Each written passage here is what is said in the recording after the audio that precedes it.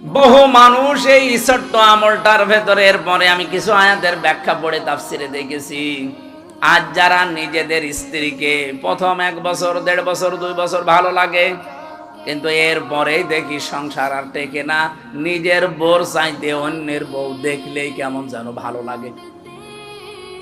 এরকম আমার দেশে নেই? আপনি আছেন এরকম? এই রক দেশে আছে না নেই বলেন তো? প্রথম কিন্তু ভালোই লাগে। কালকেও একটা বিচার এসেছিল আমার কাছে, প্রায় রাত 10:30 পর্যন্ত এটার বিচার আমি করেছি। একজন মাওলানা, আমি নাম নিলাম না,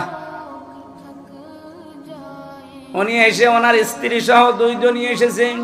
স্ত্রীর অভিযোগ হচ্ছে যে এমপি সাহেব, এ স্বামী আমারে প্রথম বিয়ের 3 মাস 4 মাস 6 মাস 1 বছর খুব ভালোবেসেছে, কিন্তু এখন যেন আমার দিকে ওর আর মন নেই। মাওলানা আমারে আস্তে করে বলছে যে হ্যাঁ আসলে তো কথা একেবারে মিথ্যা না, প্রথম ভালোই লাগতো, কিন্তু এখন আমার অন্যের বউ দেখলেই ভালো লাগে, আমারটা আর ভালো লাগে না। বললাম এইটা একটা রোগ, এ রোগের ঔষধ আছে না নেই? বলেন বলেন। কুল্লিল মুমিনিনা ইয়াগুদ্দু মিন আবসারিহিম ওয়া ইয়াহফাযু ফুরুজাহুম যালিকা আযকা লাহুম ইলা আখিরি আয়াত।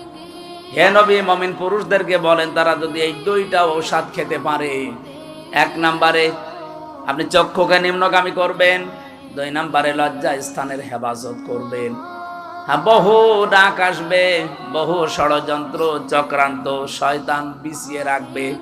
এই 2টা ঔষধ যদি কেউ মাত্র 1টা মাস একটু পালন করতে পারেন, আল্লাহর কসম আমি এই আয়াতের